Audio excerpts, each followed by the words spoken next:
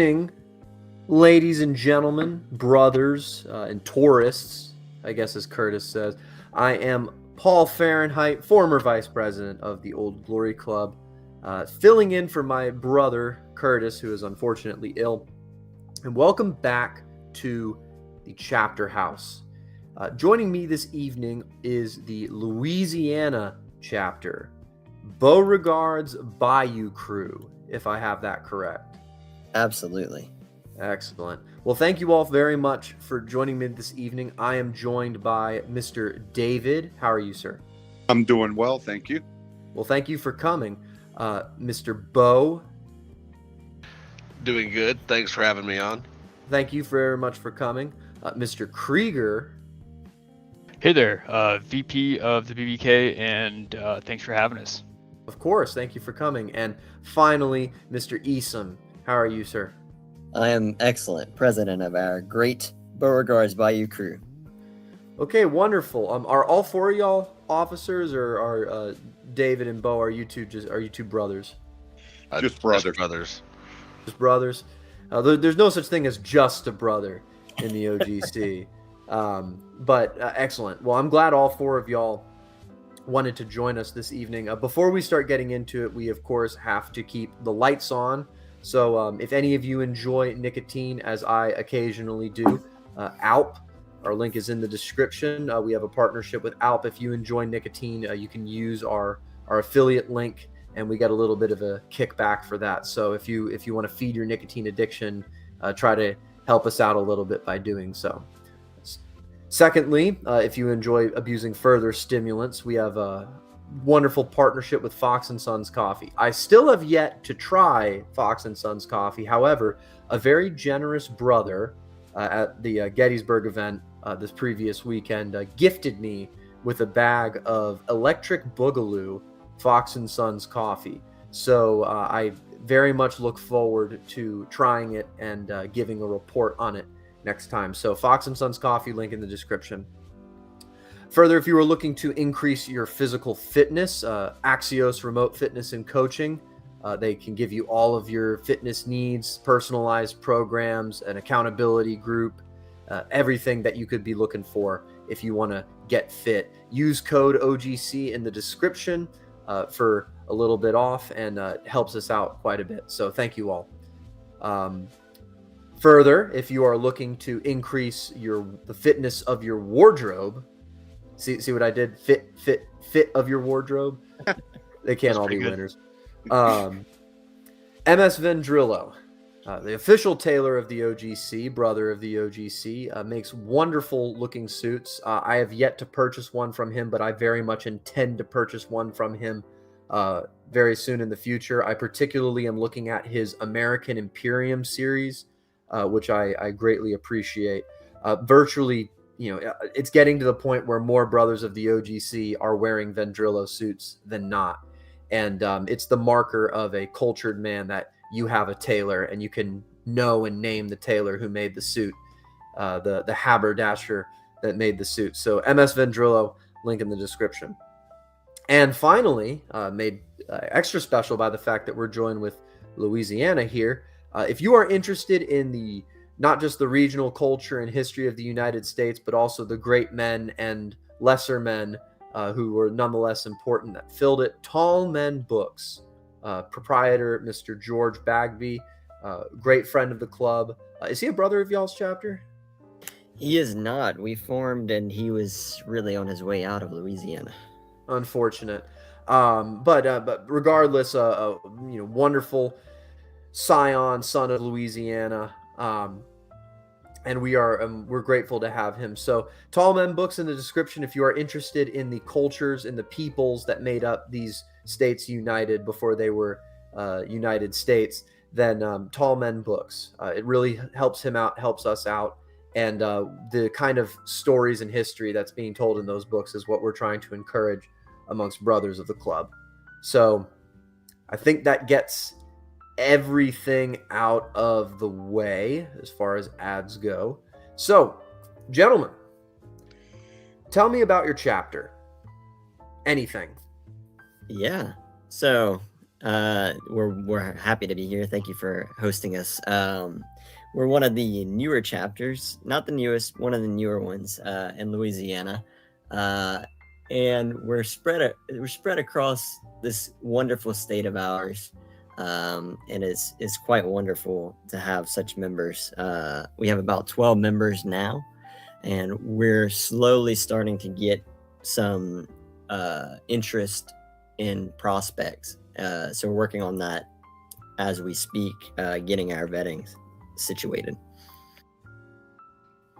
Yeah, there's certainly no shortage of great men in Louisiana. It's more so on us to ensure that we're able to foster an environment for these guys to get together and go out and do things, and be empowered in doing so alongside their brothers. There's been several conversations about, whether we were even wanting to expand at this point. But of course, the more the merrier. But it's more so having a platform for these guys to dig in and launch off of to really build something external of the chapter as well as in and of themselves. Absolutely, and we're kind of I would say we're far apart in a certain way. We have a few pockets of regionalization, so we do really need to foster that brotherhood in a more localized way, and I think adding more members in those regions that are lacking that is going to be a primary focus moving forward. Are any of y'all south of New Orleans? Most of us are south.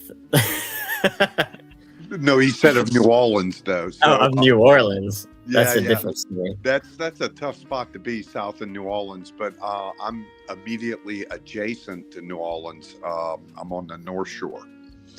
If you're familiar with the state, Is that don't is that where Covington is?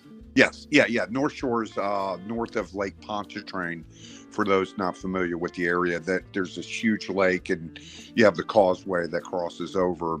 So New Orleans is called the South Shore, and then you have the North Shore, which is comprised of many small cities, including Covington, Lacombe, Slidell, Mandeville. There's a bunch of them. We've also got North Shore Boat is also Chad. known as the It's Boat Chad?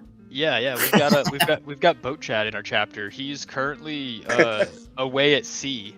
I'm not sure exactly of his whereabouts, but every now and then he'll post like an update, like, oh, I'm going through like the canal, or hey, I'm off on the Gulf, or hey, I'm on some exotic island with increasingly hotter non-white women and great food. I think he was in New Zealand last. Wow. Okay. Yeah. So he's circumnavigating. It's gonna be like a year-long journey for him. Yeah. So he's in the Merchant Marine? No, he's on a sailboat. He's on a sailboat. He's on a journey quest. Yeah, every now and then he'll call in. He's got Starlink. He's got a great setup, and every now and then he'll send us pictures of the night sky out in the middle of nowhere. And you can only imagine what that kind of impact has on a young, impressionable, sensitive man. And I reckon Louisiana is known for strange people, eccentric people. So that doesn't surprise me. Who, speaking of which, I think one of the Central Committee is in New Orleans. Yes. Yes, as a matter of fact, I was about to mention him as a medium time associate of one Christopher Sandbatch. I am actually somewhat familiar with the state of Louisiana. I've been to New Orleans, met him once there. I went up to Covington. Past that point, that whole area of the North Shore, as you called, is also known as the Republic of West Florida. Yes. Which lasted about 5 minutes. 3 months. It was very short-lived. So our illustrious Florida parishes, yes. Yeah, but the Are any Florida of y'all? Well, yeah. Well, I was just going to say the Florida parishes actually run from the Pearl River all the way to the Mississippi. So our regions are divided up into 3 regions, including the Florida parishes, the Acadiana parishes, and then North Louisiana. Yeah, and that's what I was going to ask. Actually, is Baton Rouge, was that a part of the Republic of West Florida? Yes. Absolutely. Huh. Yeah. They have the freeway signs on I-12, freeway of Florida, Republic of West Florida. Yeah, the West Florida Republic went up to Baton Rouge. The more you know. Yeah. Yeah, I'm looking at a map of it now. I can kind of see how it divides out naturally. Are any of y'all up in the Pine Barrens? That Near Monroe. that would be me. I'm up in the Washita Parish now. So He's one of our loners up there in North Louisiana. I think he's the only man who lives in North Louisiana. there's about 5 of us. But y'all had an interesting ice storm earlier this year. Yeah, definitely for a first for Louisiana, going outside and it looking like the wind off the Great Lakes freezing your trees over. Yeah, we don't really get that here, so it was a big surprise to all of us. Are any of y'all out in Shreveport? Excuse me, I didn't mean to choke. No one from Shreveport yet. I think that's actually the appropriate response to Shreveport. We might take somebody from Bossier, but yeah, we'll hold off on Shreveport. All Look, right. brothers, if there's any of you out there in Shreveport, we will take you. It won't be reluctant. We love you and we want you to be our brother, but don't ask us to go. Oh goodness. Yeah, last time I went to Shreveport, I had the privilege of getting my phone stolen and then getting zero help from any of the local authorities because it was a jogger, a youth jogger, and no real interest. They call that the Shreveport welcome. Goodness. All right. Well, I certainly, I know a little bit more than your average Joe, but so the audience kind of understands all the jokes we're making. What's the difference? You mentioned earlier the Florida parishes, the Acadiana parishes, and North Louisiana. I guess this is a good demonstration of the extremely complex history of Louisiana. But what are the differences of these 3 parishes? Why is Louisiana even a thing in the first place? Oh, that's a great question. I'll try to address that a little bit. My family goes back. The Acadianas or South Louisiana originally, discovered back in the 1500s and all that. But the Acadiana parishes were settled by primarily people from Nova Scotia and Labrador after they were expelled and partially genocided by the British back in the 1760s. And so my family, my brother actually just recently completed research for Sons of the American Revolution and dated my family back to 1763, I believe, in the Acadiana parishes. So that's where the Acadiana parishes came from, was more the settlers from Eastern Canada that were expelled out back then. But New Orleans itself, there's a big difference.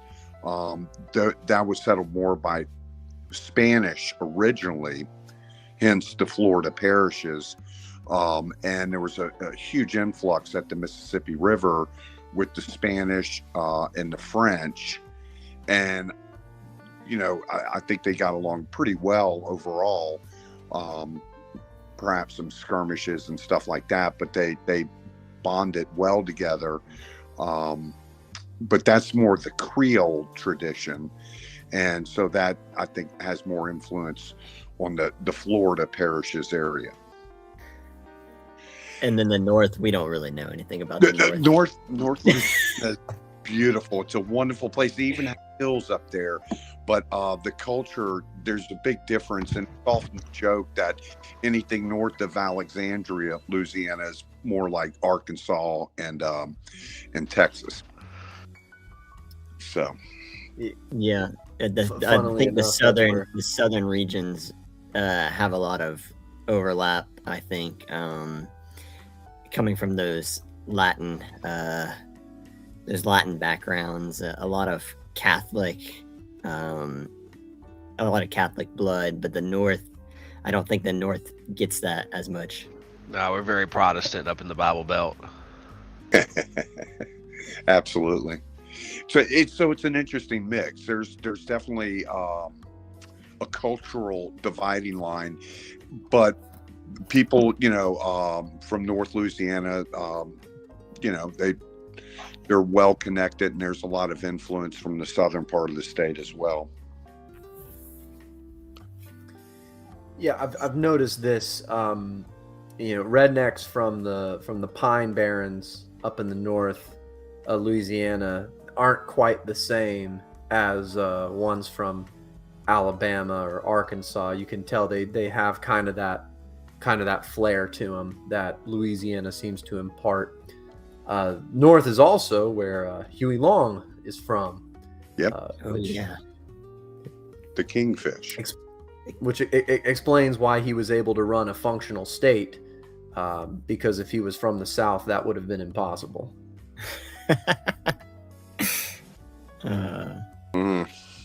Well, there's a lot of love for the Kingfish in the state of Louisiana. Absolutely. Yeah, he's well regarded, and he did a lot for Louisiana. A lot of people don't realize he's the one that basically put together the Louisiana State University system.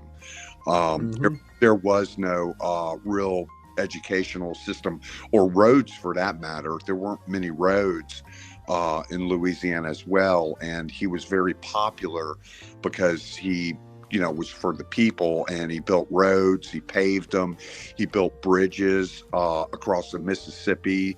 My grandfather attended LSU before it was even called LSU. It was called the War School in Baton Rouge, and he would cross the Mississippi on a ferry.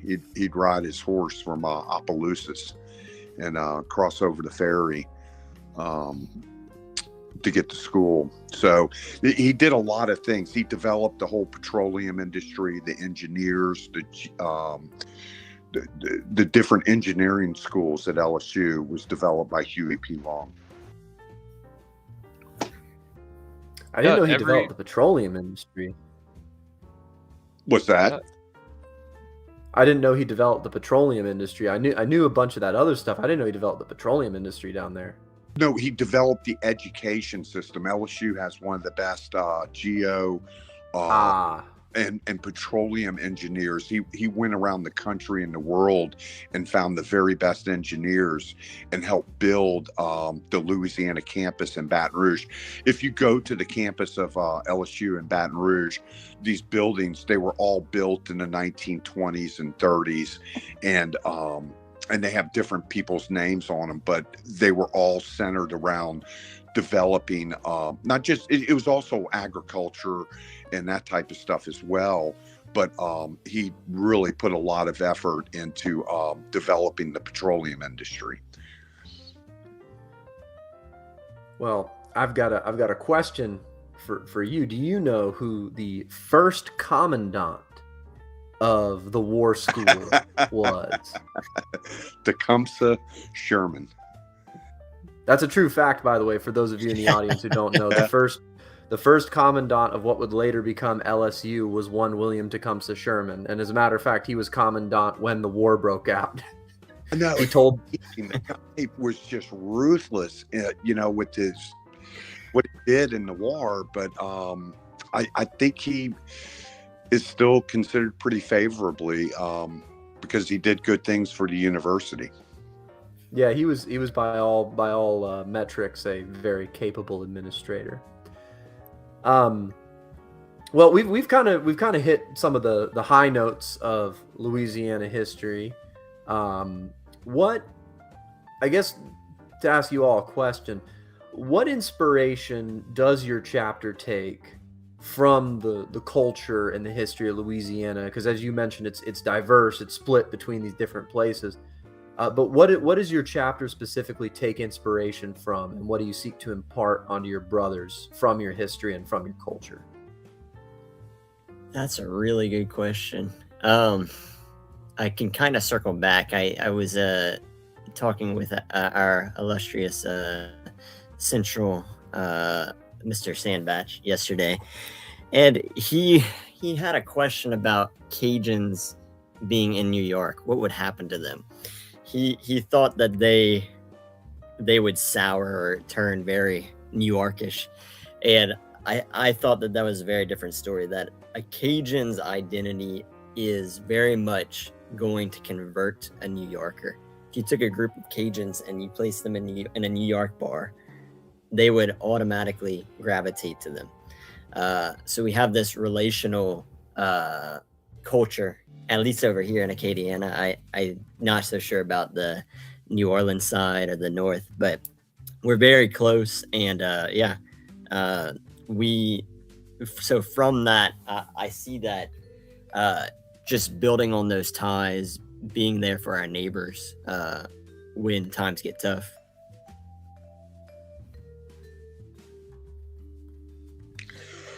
I would second that, and I would say that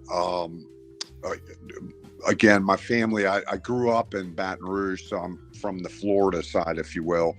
But my family all dates back to the Acadiana parishes, and the culture is all about, and I think our group, our chapter, reflects the culture of the state of Louisiana, and I think the big primary focus is God, family, church, and community.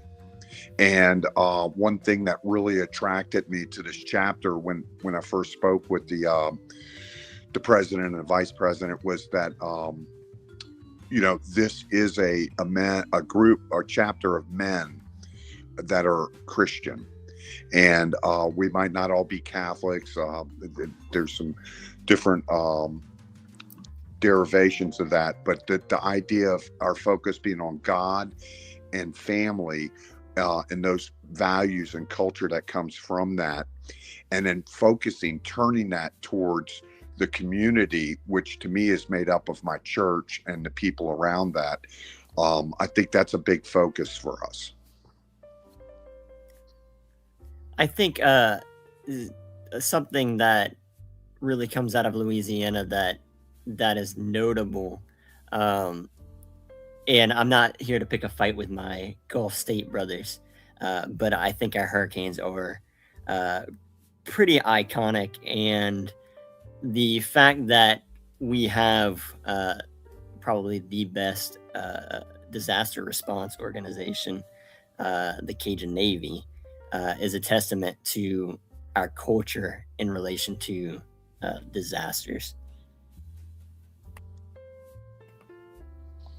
Yeah, I would second that, and I think that the Cajun Navy stands out in terms of like disaster response, just because it was born out of a recognized need and out of necessity, especially after what we saw after Katrina.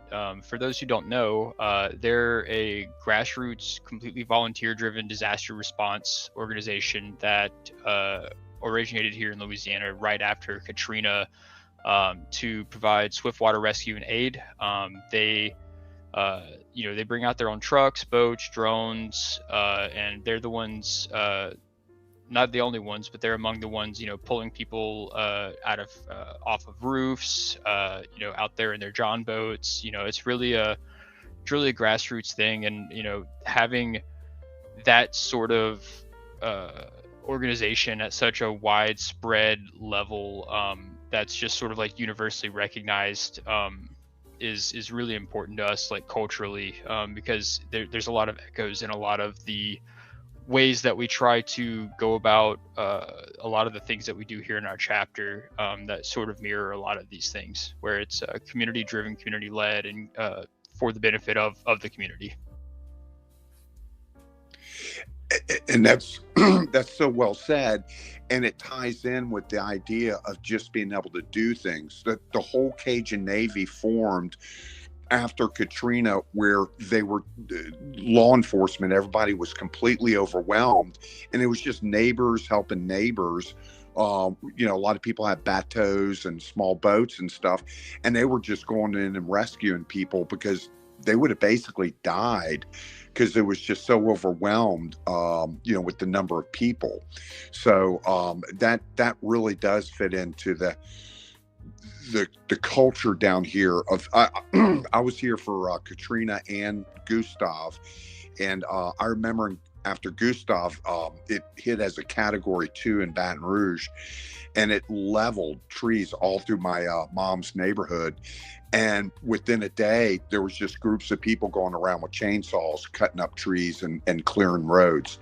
That's the type of people that, you know, that we try to emulate and be as part of a chapter. Well, I'm glad y'all mentioned Hurricane Katrina. That might actually be one of the only recent things that any one of our brothers knows about the recent history of Louisiana. But why didn't the Louisiana state government, you know, why weren't they prepared for such a thing? You know, are they typically helpful in disasters? I could answer that question very directly if you want me to.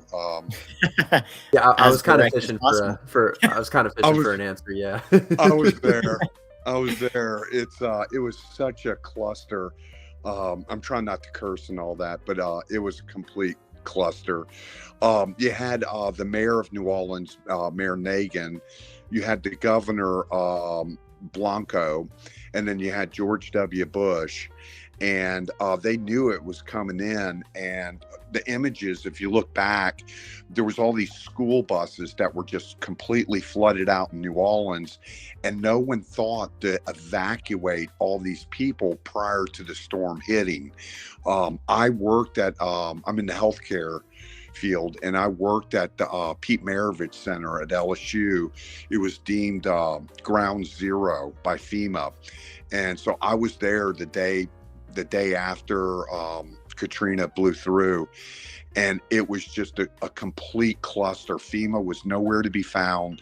The only government organization that was there was the Public Health Service, but all they did was run the pharmacy, and they did a great job with it. They had drugs.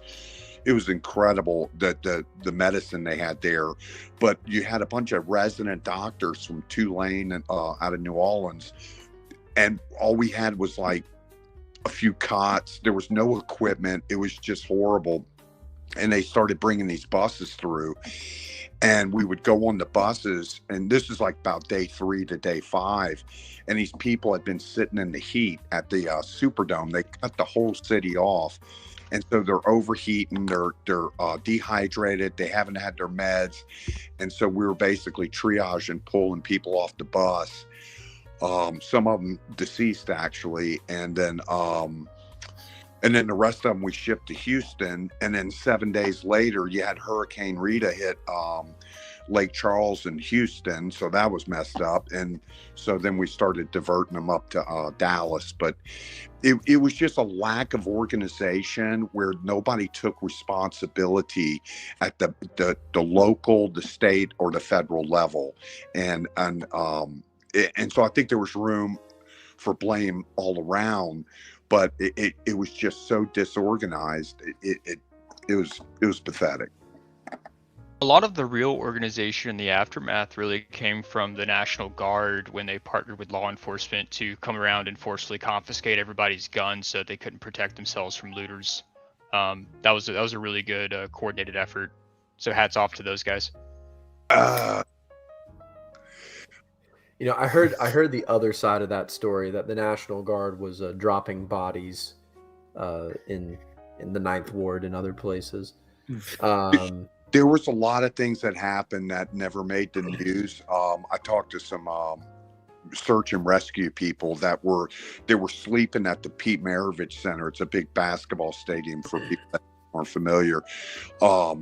But they would go down there and do, like 24 hours on and come back and sleep. And they just said it was like hell. It was like, they said the Superdome was like Dante's hell. It was so bad there. There were so many bad things that happened. I've seen the videos of people getting their guns confiscated, and I'm not sure if Krieger was being facetious, but I do. Yeah, I was. Oh, okay, good. So General Honore was National Guard, and he came in there like a bull in a china closet. But I think at that point it was so broken down that they had to have somebody come in and restore order. And it's a great example of what happens when you have without rule of law and how everything just falls apart. I mean, it's a perfect example of why we try to do what we do, to mutually help each other and be prepared and have plans and communication and resources.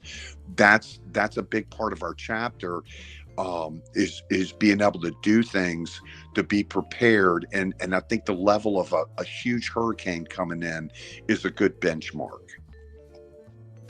Actually, that leads me to sorry, go ahead, Mr. Easton. Oh yeah, no. Mine's a little bit more tangential. When it comes to organizations nowadays, I do think that there probably is a little bit more. Well, I think there is a little bit more proactivity. However, I don't know how effective it is. There are these sort of cohorts regionally called volunteer organizations active in disasters. I'm not sure how active that is across the United States, but I know that we have a few of those in Louisiana, and they're just coalitions of organizations that are supposed to be active in disasters. Again, I don't know how effective they are. I haven't seen the Cajun Navy involved in those conversations personally. So, and if they're your most effective organization active in disaster, it'd be kind of a shame that they aren't at the table. Agreed. So that leads me to ask y'all. Oh, go ahead, Mr. David. No, I was just saying agreed. Absolutely. Yeah. So that leads me to ask y'all, if, let's say, another Hurricane Katrina, a disaster of similar proportions, were to hit Louisiana tomorrow, what would your chapter do? Is your chapter ready for that? Open-ended question, but what would your chapter do in that sort of situation? We are not ready for that, but I think our initial insight is first getting ourselves safe as a chapter, kind of having these regional outposts, knowing what's going on in each region, so that a way our brothers can respond accordingly. So first getting ourselves safe, and then moving towards helping our brothers in different regions. And we're not at all prepared yet. I know Mr. David has some good ideas on that though. Yeah. So I'm ready. I'm ready. I recently moved back to my home state. What is it? 3 years now, 4 years from Washington State. And I spent a lot of time up there getting prepped for different things. There was a lot of winter storms up there where we'd lose electricity for a week or more, and so I'll put together. But as far as the chapter goes, that's the beauty in a way of the whole regional concept, is that there's no way a hurricane would hit us tomorrow because we'd know about it ahead of time. So to answer your question would be, the first thing we'd do is communicate together, and we would strategize and figure out where the hurricane is going to make landfall.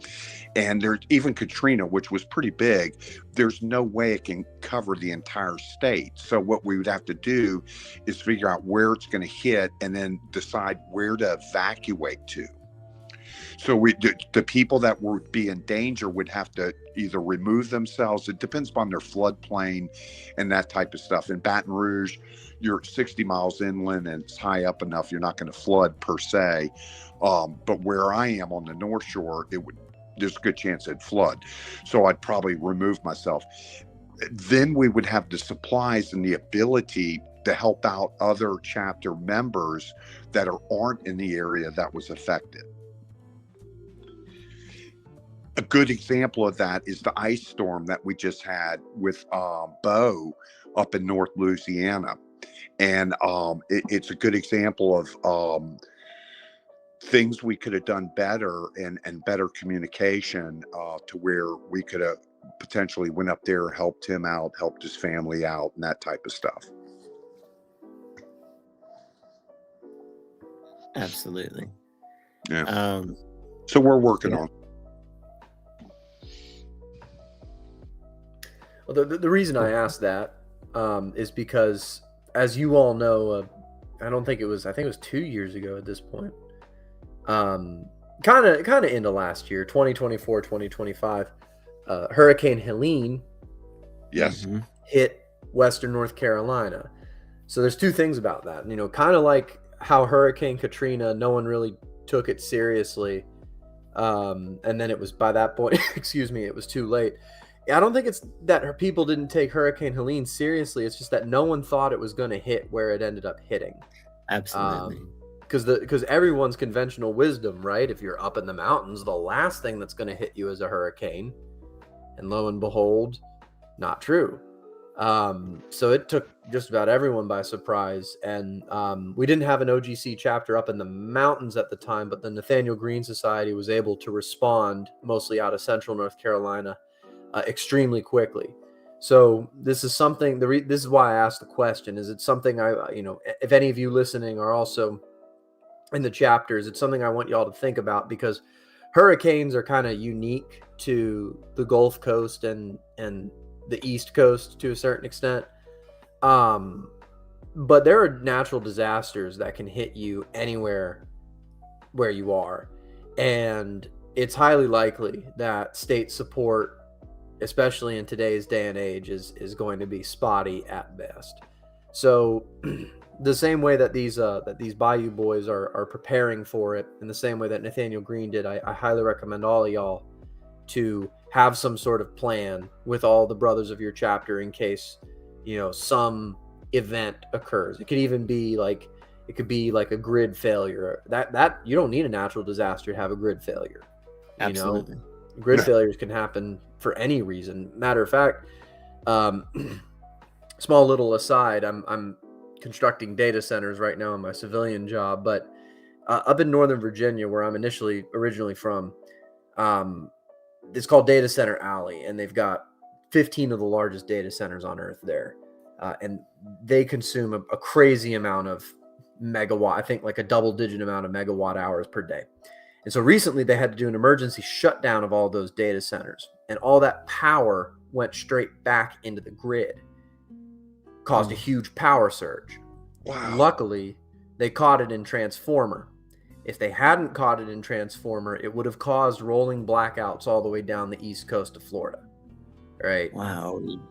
Yeah. This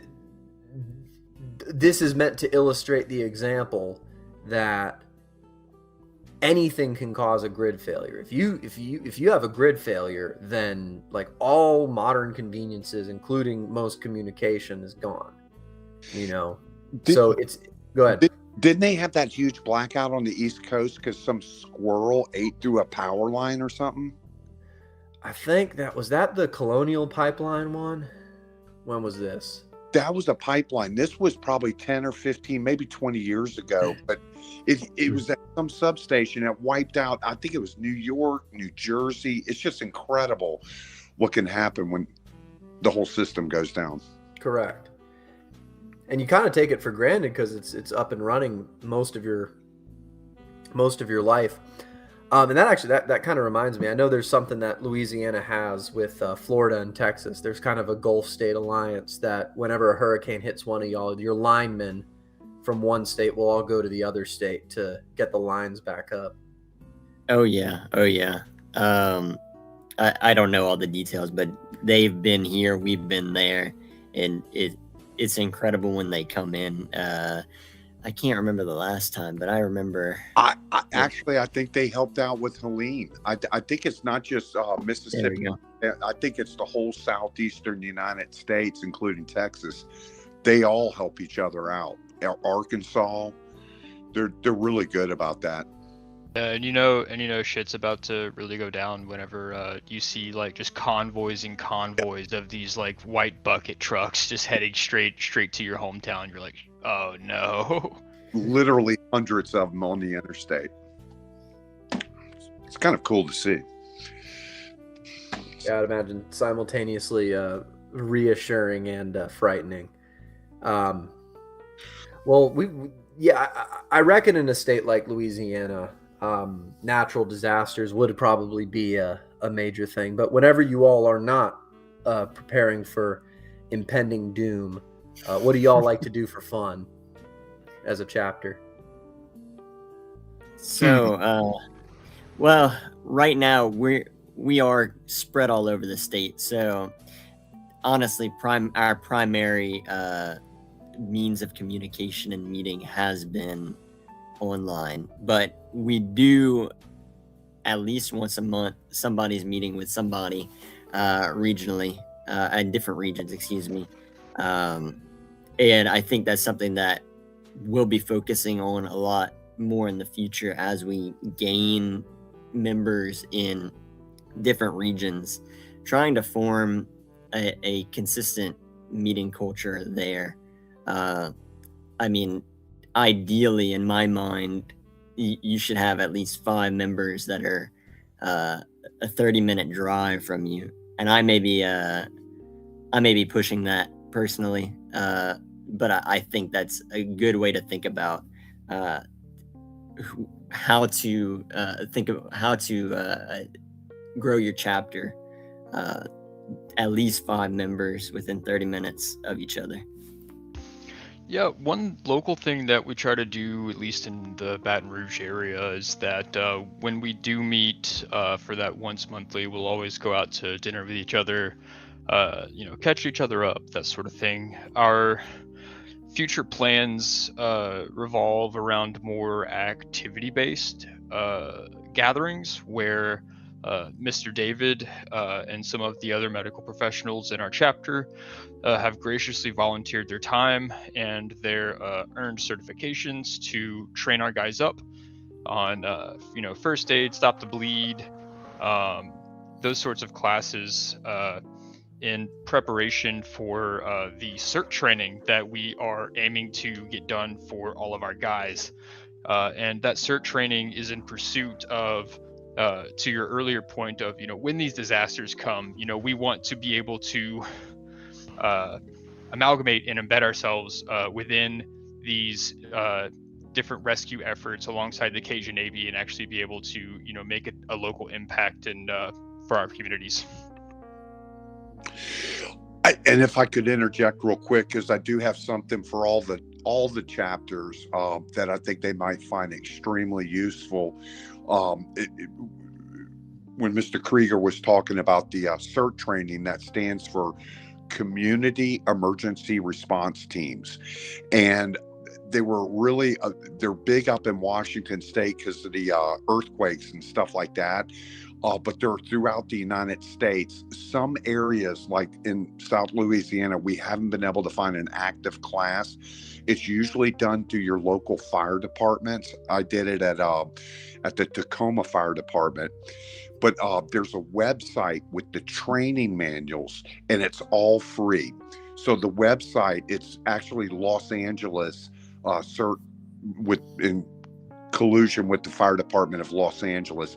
The website is CERT, so that's Charlie Echo Romeo Tango -LA.com, and you go there, and it's you hover the cursor over the CERT program. They literally have the entire training manual for this 6-week program, and it covers everything from volcanoes, earthquakes, hurricanes.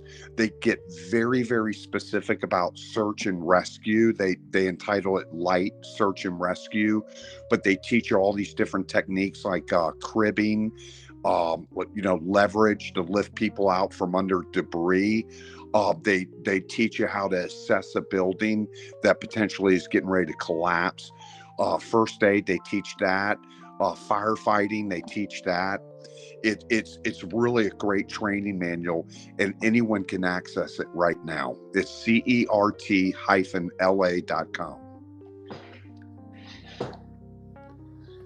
That's an excellent resource. Thank you for sharing that. It's an amazing, yeah. Yeah, absolutely. I think a great many of the chapters make good use of that.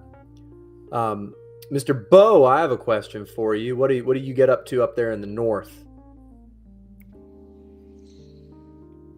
I might be kind of as the redneck as they were calling earlier, but if I'm off doing nothing, it's usually go back to the farm, and half the time it's riding around drinking a beer and trying to lower the hog population that are cleaning land and burning fires, just anything out in the woods, really. So you're a true country boy. Well, you thought about, what is it?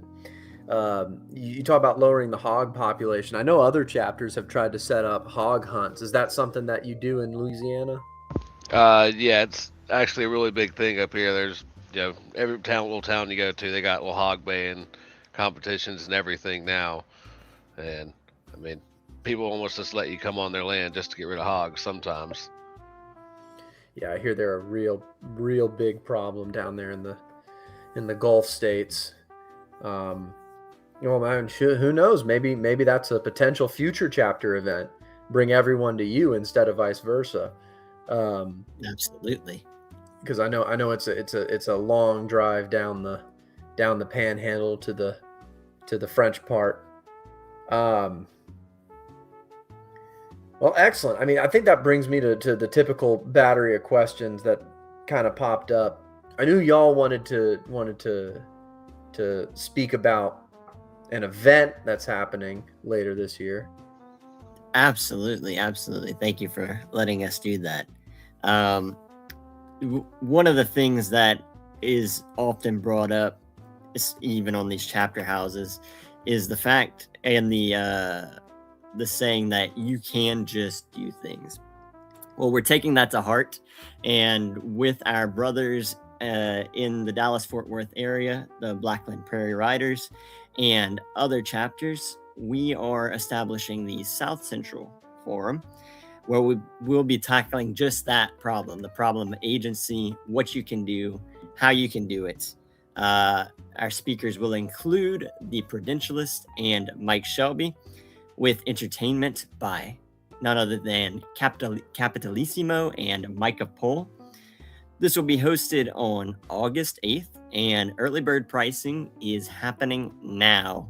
So OGC members, if you're interested, please reach out to your officers. They should have an email. They should have contact. They will get you in touch for how to get tickets. If any of you members have friends of the club, they are welcome as well. Of course, proper vetting. But yeah, go ahead and get in touch with your officers. I will be in attendance at that event. Before I forget, early bird pricing does end April 30th. So don't wait. Excellent. Well, that sounds like a great event. I expect it to be a very good time. So as a sort of benediction, because we still got a little bit of time left before we wrap it up, but as a kind of a final thing to meditate on, what do y'all think you should grow your chapter towards? I understand y'all are a newer chapter, y'all are still getting set up, but what ideally do y'all, assuming the Beauregard Bayou Krewe reaches its apotheosis, what does that look like to you?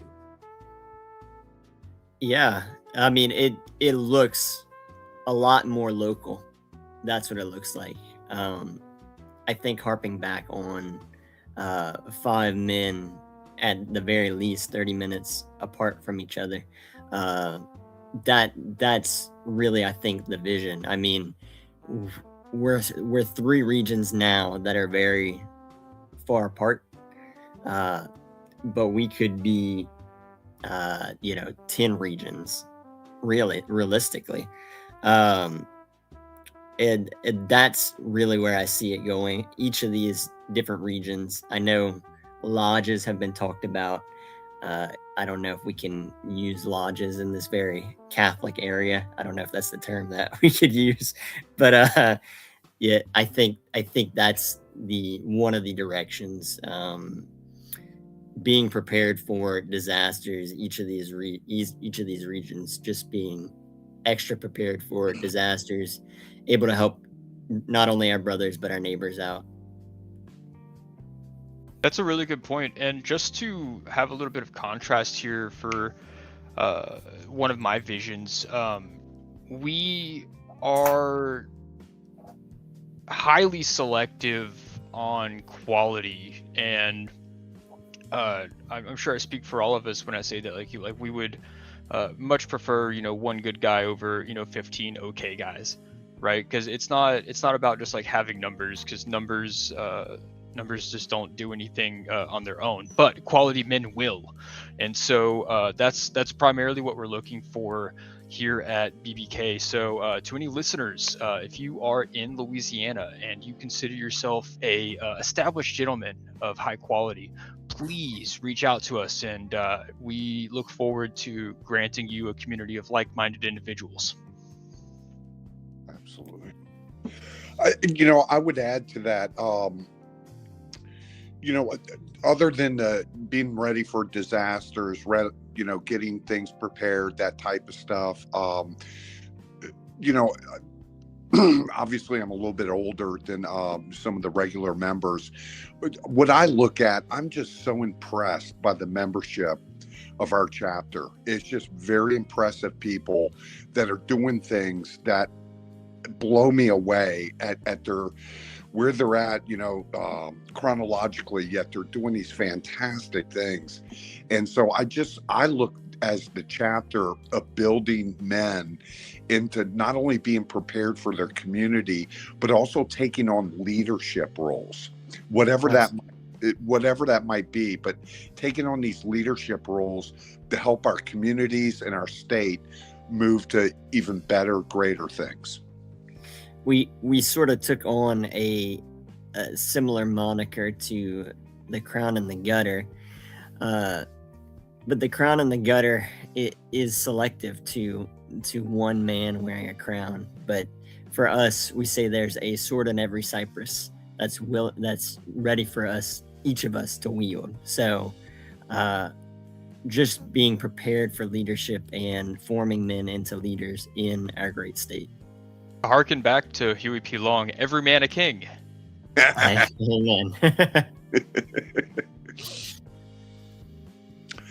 I got real acquainted with that by playing as him for several thousand hours in Kaiserreich.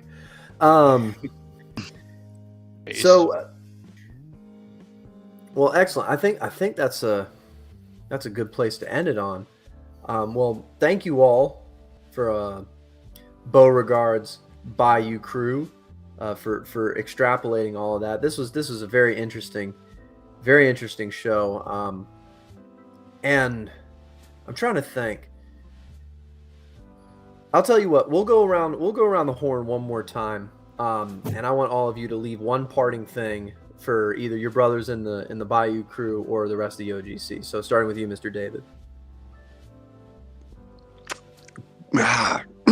Grateful to be here. Grateful to have this organization, this chapter, and I'm just very optimistic. I'm just so in awe of this younger generation that's coming up, and I just can't wait for things to start going in this better direction. Excellent.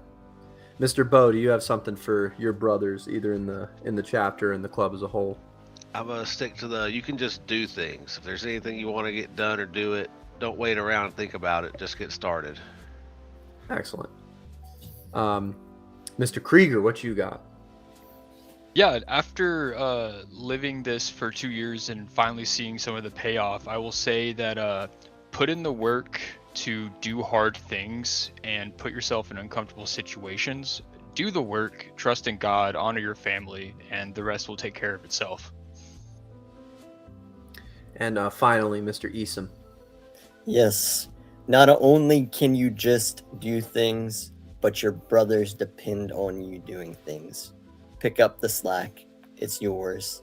There's a sword in every cypress for you to wield. I like that. I really like that. There's a sword in every cypress. I very much enjoy that. Well, hey, thank you all, brothers of Beauregard's Bayou Krewe. This is the Louisiana chapter for joining us this evening. I'm once again Paul Fahrenheit, filling in for Mr. Curtis. God, may God recover him really quickly, and may he come back next week. Thank you all very much, and have a very good evening. Thank you. Good evening.